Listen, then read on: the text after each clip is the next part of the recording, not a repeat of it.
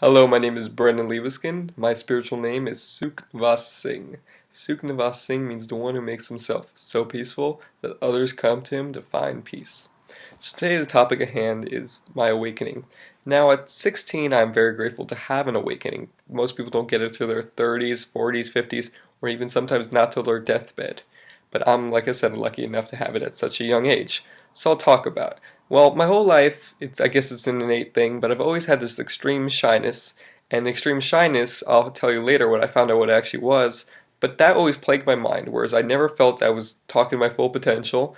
And when I was with friends I know for 5, 10 years, I felt like I still haven't met them. Like, when you're trying to make an icebreaker? That was me, with all my friends. So we'll flash to 6th grade, and 6th grade I dealt with depression, and I had maybe one or two friends, and those friends weren't the truest of friends of all. But the thing is that depression really took a toll on you, because you come home and then you could deal with the same thing you deal with at school. There's no pause, because it's like a continuous thing. It's not like, oh, let me put my backpack on, here it comes again. As soon as I take the backpack off, relaxing. It was not like that. It was more of just a thing that followed you like a trail.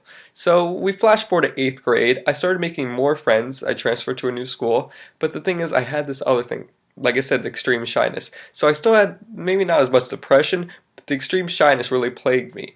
And so I'm still battling those two, all these thoughts in my head, all these negative thoughts going through my mind. And then we go to all the way to 10th grade. So I'm already entered high school, but here's where the peak of my awakening happened. So we're in vacation in Cape Canaveral, my parents and I. They went around the hotel to just look at the pool and the local amenities, but I stayed back and I got on my computer, and something I never went on before. I went on WebMD.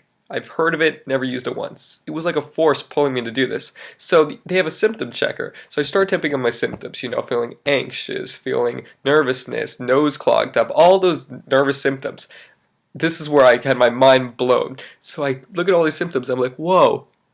It says I have something called social anxiety. Now, me, even when I wasn't spiritual, I still never took medicine or any of those heavy drugs. I always stayed natural with herbs and other proprietary blends. So as soon as I heard social anxiety, I'm like, oh, I need to figure this out. I'm not going to take any of those drugs that they give kids that screws them up for life. So I figured I got to think of this. But I'm so glad now I knew what I had. So it just started. The progress had just started. But the fact that you know what you have just completely clears a lot of fog up there. So now I knew I had social anxiety, I had to fix it. So later in vacation, we went on a different vacation, meditation retreat in North Carolina. And in North Carolina, wasn't that many things to do. But the thing is, we meditated and we practiced yoga, things I never did before, or maybe even did once. The thing about this was, I've heard of those things and I tried it, because we had to, we're at a retreat.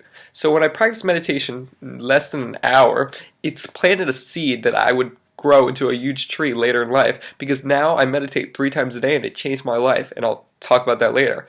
But we also practice yoga, Kundalini yoga, and I do that as well. 2 things, amazing things to try. So the awakening happened in October of 2014. Now what happened was, it was just, I was doing more yoga, I was meditating, not as much as I could be, but I guess it was just the collaboration of all. My social anxiety reached the highest point. I couldn't even go outside. I couldn't talk to people. And when I went outside, I felt so uncomfortable. I didn't want to be there. It all peaked. And then, boom, snapped. I just woke up. I define waking up as the moment you can't take anymore. You just want to be done with it. And that's what happened. So this is where you are. Here you are with all your stress, and then boom, you come down, and you're like, now I got a lot of rebuilding to do. But you feel so much clear up here. You still got a lot more going on there, but you become so more aware. You realize that all the things going through your mind are not you. All the things that you're telling yourself, they're not your thoughts. They're someone else's thoughts, because if they were your thoughts, you would have nothing up there, because you can't talk in the present moment. So that's a lot of heavy topic right there. But what happened was, so I woke up, quote unquote, I'll keep it at that, and my anxiety went down. I took natural herbs like ashwagandha, another good one to try. I meditate 2 or 3 times a day. I do it before school. I practice yoga at least every day.